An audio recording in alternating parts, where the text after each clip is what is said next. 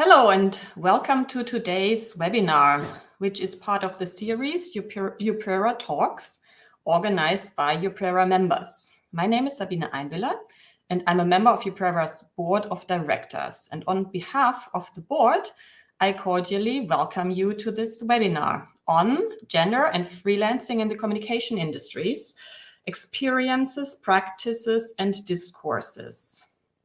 And by the way, all the webinars are available on the UPrera website under www.uprera.org/webinars. And in today's webinar, Anca, Anton, and Raluca, Moise will discuss the relevance for more knowledge on freelancing in communication industries. Since about 2020, Anca and Raluca have conducted research focusing on communication freelancers with a specific focus on gender. And today they will provide us insights into their findings and reflect on dimensions for further scientific investigation. And also they will present a call for chapters on gender and freelancing. And let me briefly introduce the two speakers. Anca Anton. She is a senior lecturer at the University of Bucharest's Faculty of Journalism and Communication Science. And before her academic career, Anca was also a PR professional and marketing consultant. And she is a member of UPrera and of the Romanian Public Relations Association. And she's also part of two networks, the Marc Bediplo network and the ComCovid network. And Raluca Moise, is a lecturer in the Communications and Media program at London College of Communication. And prior to joining the London College of Communication, Raluca worked as a PR lecturer at the University of Bucharest. And she also worked in advertising and in digital publishing. So before I hand over the floor to Anca and Raluca, let me tell you, you can write questions under the show. There's a chat. So then Raluca and Anca can answer your questions at the end. And also let me point out that there will be a brief survey sent to you via email where you can evaluate today's webinar. So I'm very happy to hand over now the floor to Anca Anton and Raluca Moise. Thank you very much. Very excited to do this. Very excited to start the year that way. Although it already seems like July. Hello everyone. Welcome to our webinar. Thank you, Sabine, very much for the introduction.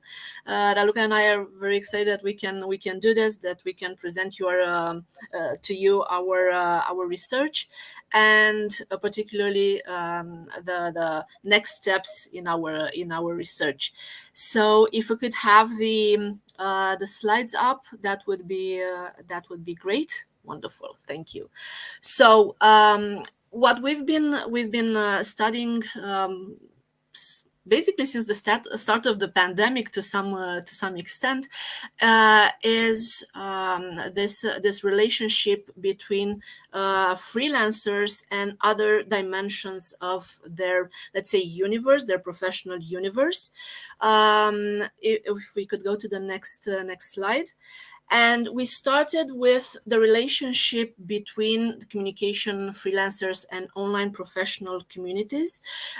This was explored in several ways through qualitative, quantitative data. It generated some research. You see here the two open access publications that we did. And today we are going to focus our presentation on this, and then on the call for chapters. If we could go to the next slide. That basically was generated by the research gaps and the knowledge gaps that we identified during our research. So without further ado, let's go into the presentation on the next slide, and my colleague Raluca will start you off on our journey. Thank you.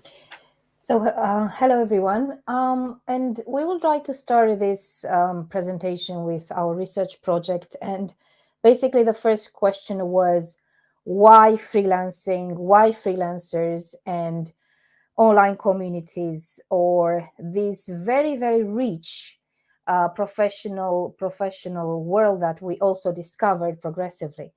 So the first area that we investigated and we tried to understand more about it, we looked into the literature which studied and investigated and explored freelancers and freelancing in general. And here we found two very conflicting perspectives. One which came from business and management studies that idealize very much freelancing and any kind of flexible working format schemes. By putting or highlighting the increased professional individual autonomy, that the individual is basically free and empowered to choose these kind of pathways, or to be more agile, to be more flexible, but basically to, and the reasoning behind this idealization was to highlight the fact that the employee, when goes into these flexible working schemes, has a better balance between work and life areas. The second narrative that we identified, we looked into the sociology and labor and work studies. And here there was a different story altogether, because here we found a very, the precarity and the precarious nature of these work schemes being highlighted or emphasized. So some of the risks of freelancing that we identified in the studies have been the fact that employment and training costs are pushed onto the individual and their families, that with freelancing, for instance, individuals or professionals have a decreased capacity of skills progression and development. And many other studies that have been conducted during COVID-19 have also flagged the fact that self-employed format is mostly exposed to external dynamics. And secondly, we looked very much on this relationship between freelancing and online communities.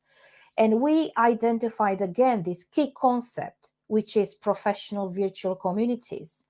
And this key concept that we also found very interesting and we explored in our research. And we saw that freelancers rely very much on the digital platforms and professional virtual communities, because these are connective spaces, places with clients and industry, but most particularly because these professionals, these particular spaces are industry and occupation focused professional culture. So whatever freelancers are lacking because they don't have a work environment or a work culture, they find in these professional virtual communities. So then we kind of looked in the communication studies, and we saw that there's limited scholarship related to communication freelancers and professional virtual communities. We also saw that there's a limited number of studies on the impact of COVID-19 on communication freelancers.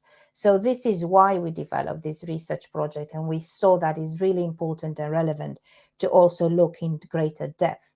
And I'll just let Anca present you the methodology in greater detail. So if we could go to the next slide, please, Maria Grazia, that would be great. Thank you.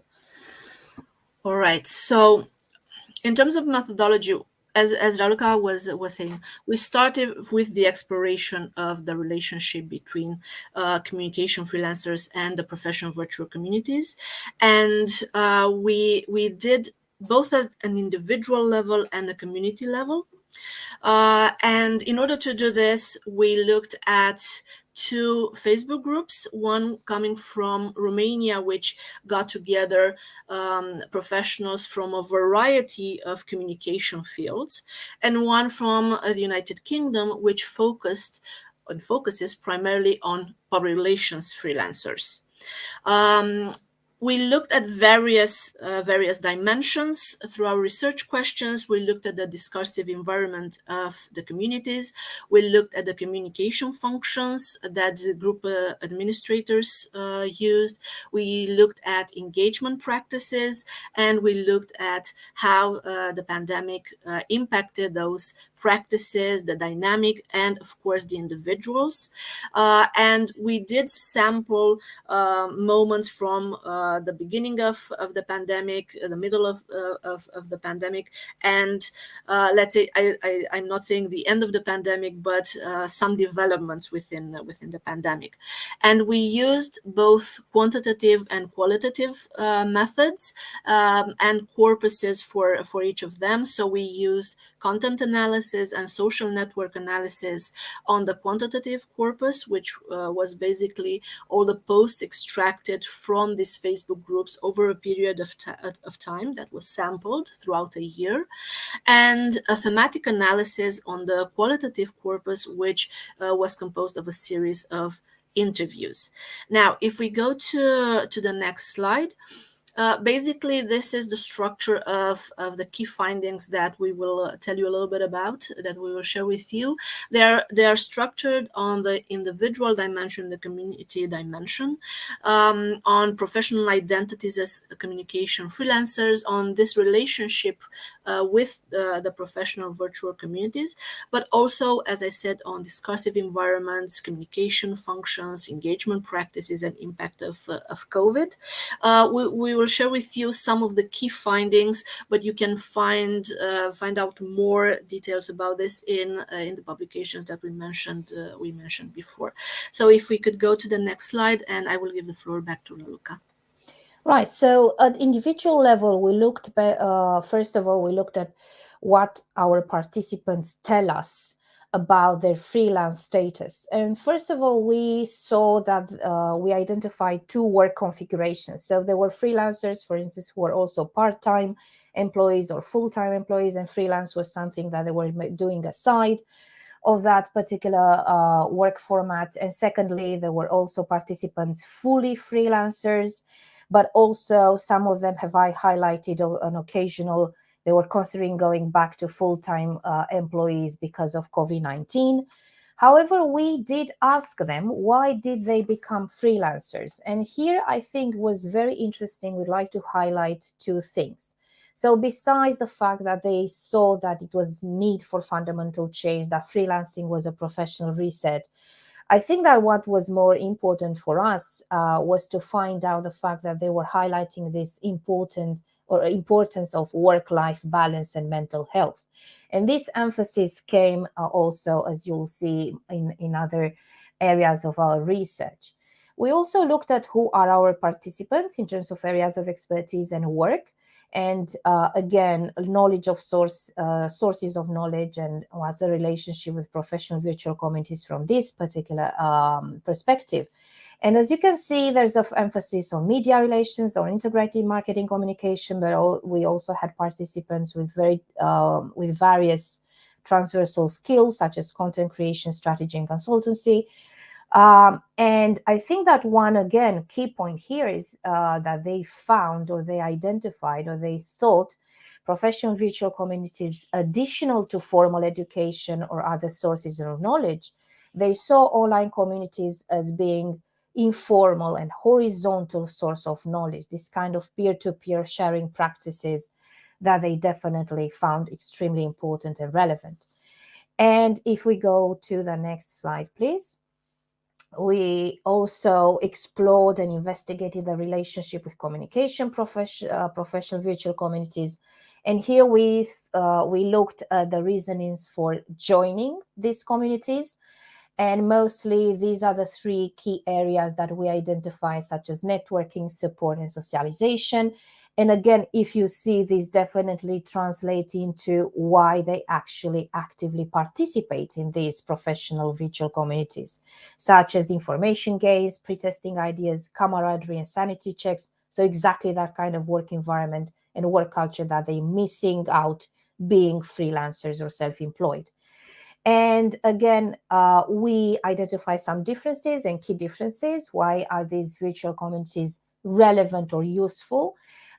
So for those who are at the start of the freelancing journey, it was these virtual communities were very useful for knowledge exchange and information to get a grasp of this of freelancing status. But for those that were more advanced freelancers, it was more important for them to share best practices, such as management with clients, such as contracts, and also to keep abreast with industry trends and industry dynamics and industry changes. And I would definitely let Anca to go next with a community level and findings of our research project. So if you could go to the next slide, that would be great. Thank you. Right, thank you. So in terms of discursive environment, we looked at several things. We selected two for today. So we looked first at the topics. What are freelancers talking about within this professional virtual communities? And we identified 45 topics that we then grouped into what we call topical categories that you see listed there. So we see everything from communication industry to freelance as business to the community itself and COVID. And we did see some preferences, some shared preferences, but also some defining elements for each year, for each group. So for example, the key topic or key category that both groups shared is the knowledge, resources, and practices category, which basically brings together client issues, ethics, experience sharing and consultation regarding professional practices, knowledge resource sharing requests and offers, and also mentoring to some extent. So this was something that was found in both groups, but we did see some very specific practices and very specific topics actually for each of them. So in group A, which was the Romanian group, the one that had a diverse composition of professionals coming from a lot of communication fields, we saw a focus on employment, which is basically a mixture of introduction posts, self-promotion posts, job collaboration, sharing, facilitation, job offers, job requests, and interestingly enough, switching to or from freelancing, which was a particular interest, and one where the dimension of gender came up, as well as in the qualitative let's say part of our research. And then we saw that the second or the other group, which was the one focused on PR freelancers, prioritized professional assistance, which meant feedback, asking for specific contacts for journalists, recommendations, collaborations, technical resources, media monitoring saves, and troubleshooting, as well as terminology.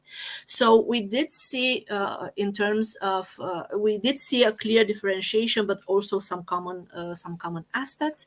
And in terms of field of practice, we saw that Group A was focused on digital and strategy, while Group B prioritized media relations. So we saw a focus on publicity mainly. And if we can go to the next slide.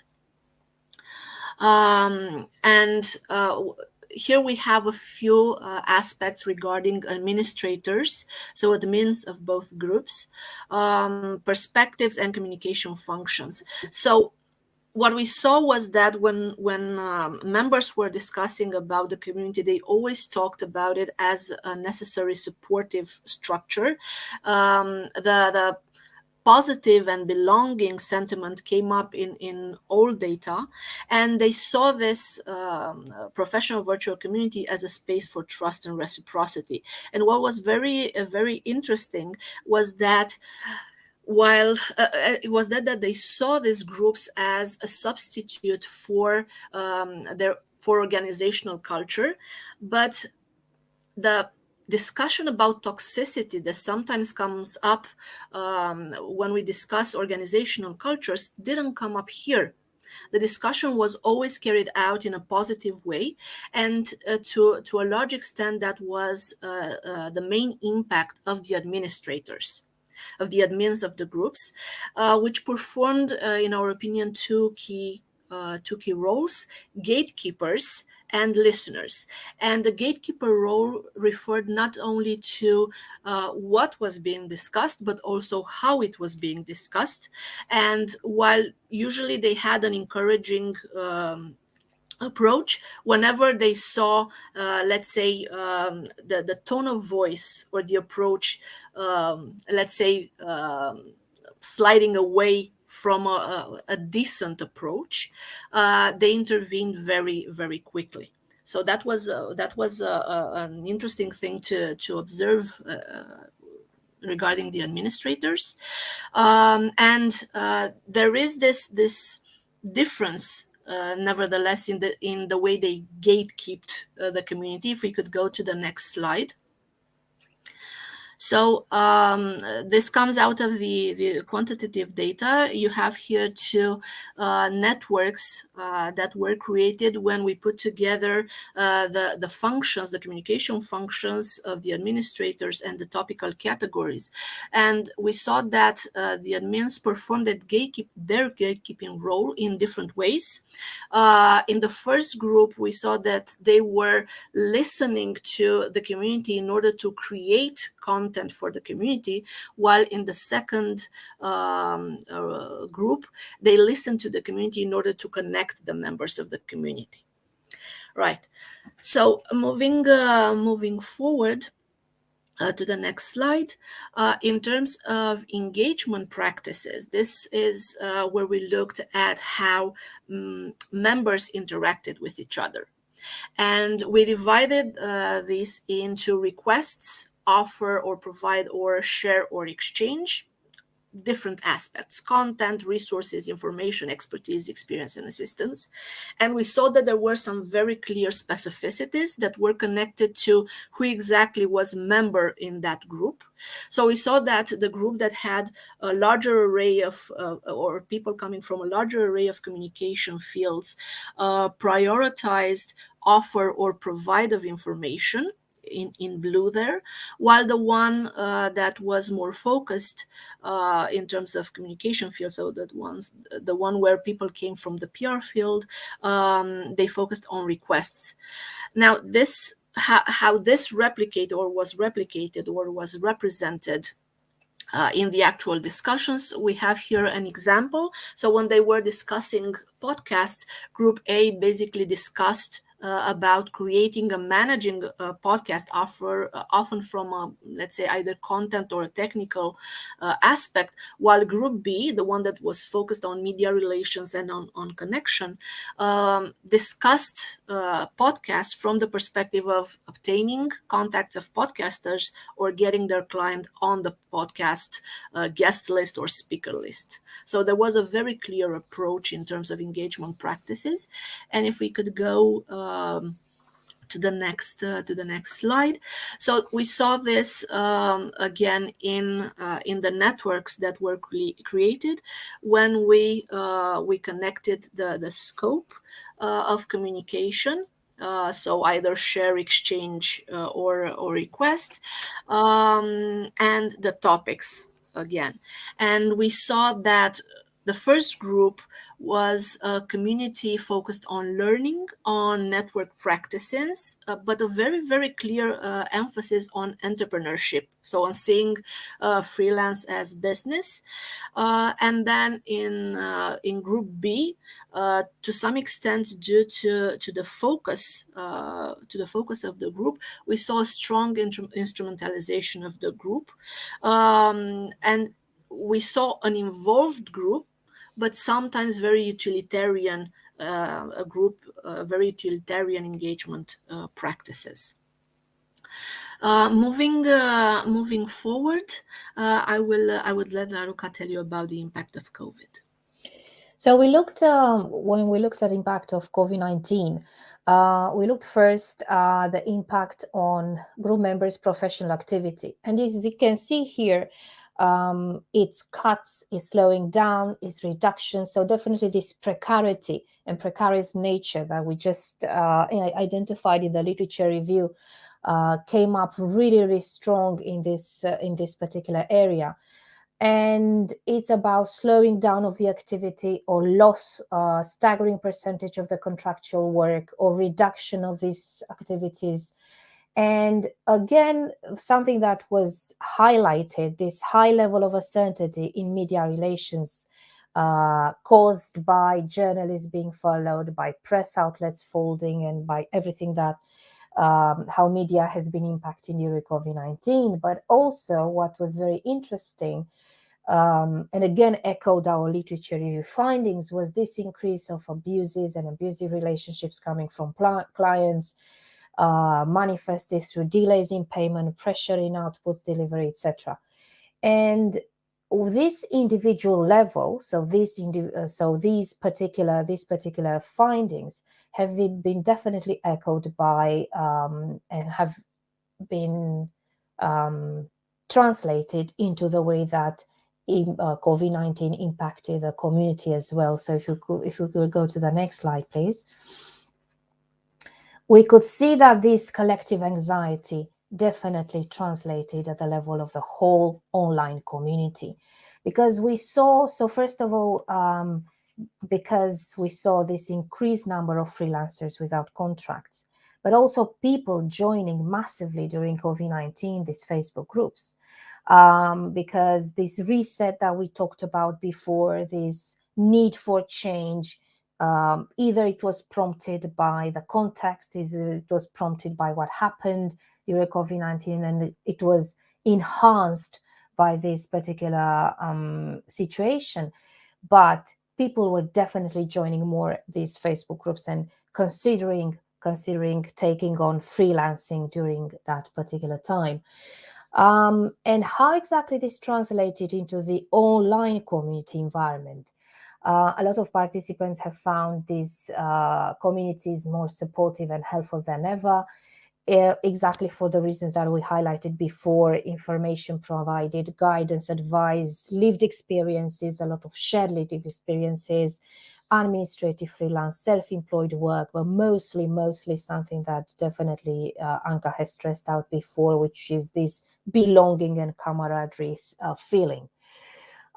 We also saw that the pandemic, and this is definitely something that we saw an increase in posts, in admin posts, in member posts.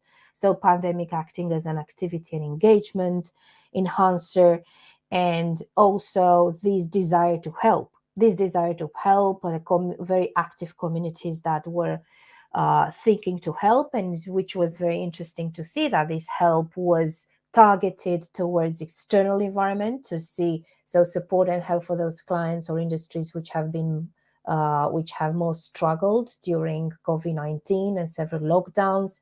And the way that they thought to support was by providing sometimes services pro bono, etc., or support for their freelance peers through intensive collaborations, projects, or even collaborations with other entities outside of their group. So if you can go to the next slide, please. It's about conclusions. So if we were to conclude everything that we just said and found out so far, is I think the most important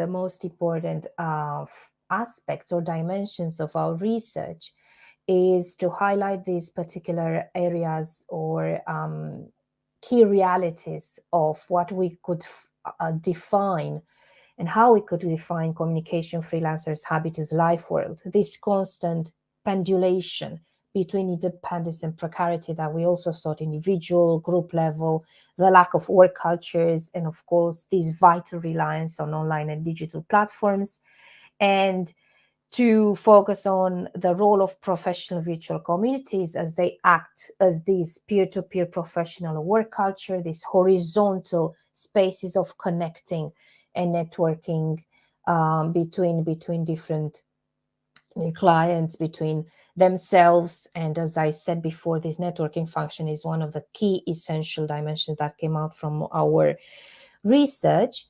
And just as Anca said, the role of the administrator is vital, is essential for the ethos and the integrity of the community. So if you go to the next slide, drawing from everything that we just said, I think that three areas that we can definitely expand and need further investigation. The first area is about deep diving through comparative analysis between different members of communication freelancers online communities. We find that this would definitely provide more knowledge and more insight into the way that these communities function, and to enhance the level of comparison. A second area that might definitely prove very, very worth is to expand the research towards offline spaces. So to conduct an ethnographic approach that might definitely include interactions between the online and offline, that will provide a greater understanding into the way that freelancers develop these networks of relationships.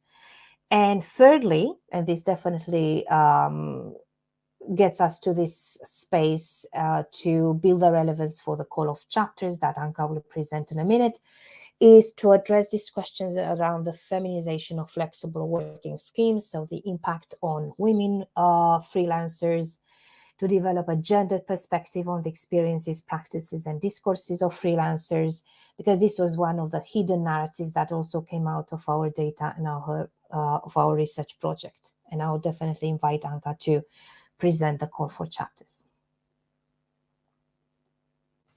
Right, thank you very much. So if we could change from, or if we could go to the next slide. In just a second, we will share with you the call for chapters that we initiated through as a result of our research. So this is published on a communication initiative called Comms Women, that was initiated by Dr. Martina Topic. She is the leader of the Women in PR network of UPRERA, and this is a space where we found that further research could be developed in order to explore this intersection of gender and freelancing, as it came up repeatedly in identities as freelancers, in reasons for joining or quitting freelancers, in interactions with or issues with clients. In all dimensions of our research, this came up repeatedly. So basically, what we if we could enlarge so we could see the text a little bit more, that would be great.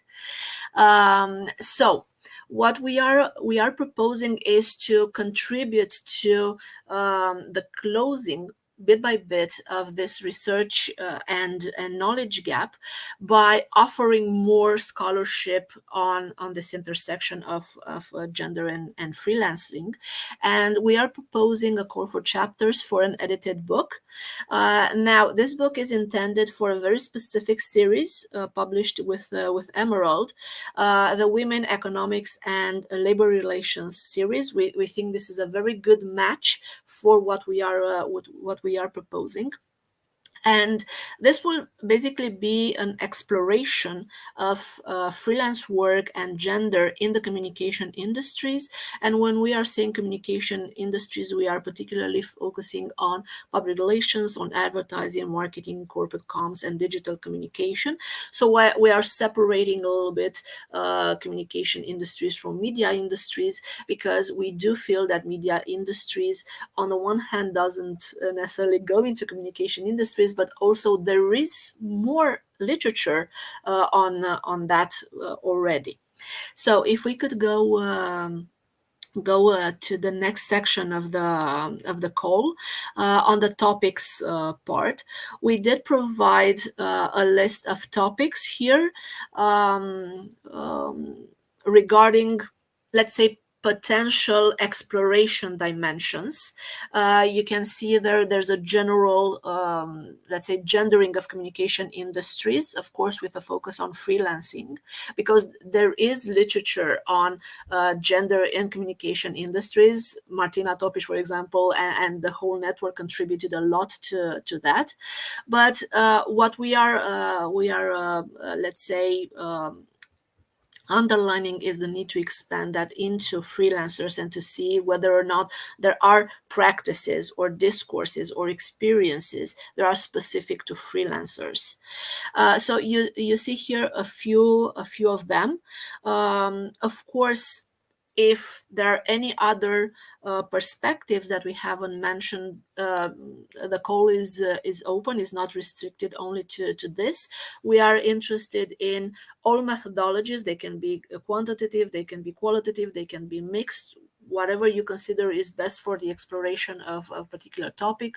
We are looking at national or comparative perspectives, because, and we saw that this in a recent discussion that we had, the experiences are so different from country to country. The gender relations and the gender dynamic is so different from country to country. So this would be, again, something interesting to approach. Of course, the different points of contact between the freelancers and the industry would again be a very good way to go about it, whether other freelancers, whether other organizations, whether clients, whether agencies, so other industry actors. There is such a broad field of topics. So what we basically invite through this call for chapters is exploration, because there is such a huge gap in knowledge at this point, we consider.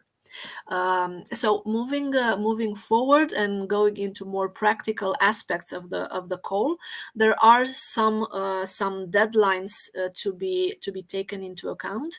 Oh, and one mention, the first, so we consider that the timeline is to some extent okay. So the first deadline would be mid-April. So now is January. We do hope that this will give you enough time to consider and submit an abstract.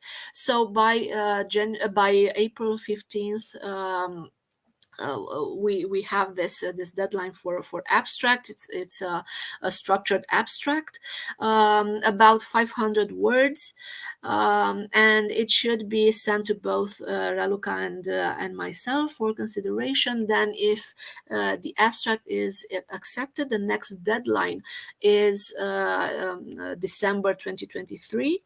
In order to develop this chapter, you have there a structure for the chapter, a length about 7,000 words, and the structure for the chapter should be echoed by the structure of the abstract, of course. And we do mention that the authors that would go further would be included in the peer review in the peer reviewing process. So if we go further, you will have sort of like the core deadlines, not just for abstract and paper submission, but also to the next steps.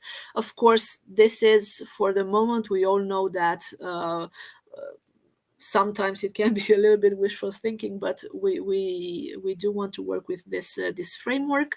And of course, if throughout this process, and for example, if by April 15th you have any questions or would have any inquiry regarding the fit of your proposal or anything like that, the direction of your proposal, please get in contact with Raluca and myself. We will be more than happy to provide any clarification regarding the call. We are very excited about the opportunity to build on this corpus of knowledge.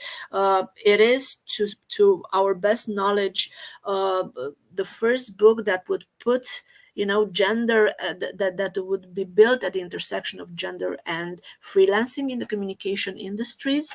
So it would be a very nice opportunity to build on that and develop that, particularly because we have further plans on this that we will continue to share with whoever is interested, or with the UPRERA members first, and all our professional networks then, because of course we are talking about professional networks first and foremost. All right, so if there are any questions or any comments, either regarding the initial research or the call for chapters, this is a good time to talk about it. So if you have any questions, either written or in person, please let us know.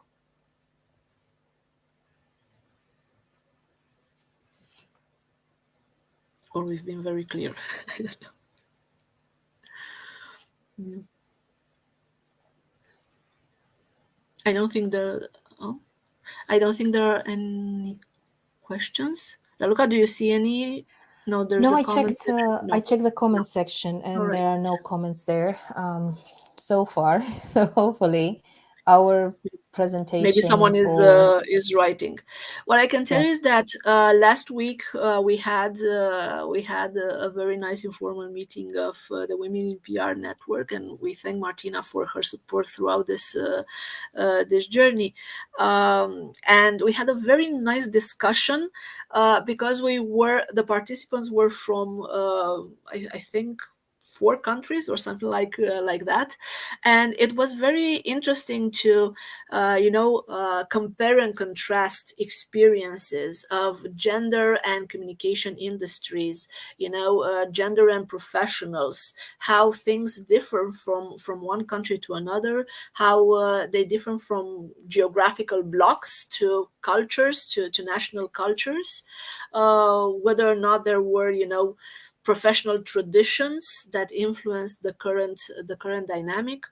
So in our opinion, there is a very fertile research field here, and we are very, very excited to be able to contribute. And if there's anyone who would like to join us, you are more than welcome to. This is for us already a 3-year journey, and I do think that it will continue for several more years if we still have the energy. But we do have a good solid topic here, one that needs to be explored.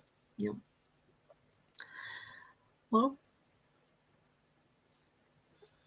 I don't know if there are no questions. I think we were very clear, or people just want to email us in private.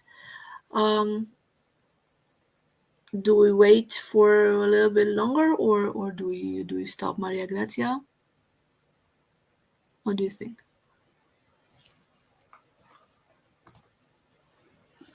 All right, then.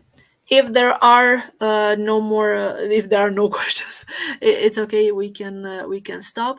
But we do encourage you to visit the Comms Women blog for the call for chapters, or the UPRERA at uprera.org website, where you can find out more about this call for chapters, about the Women in PR network, and of course about all other activities that UPRERA is conducting.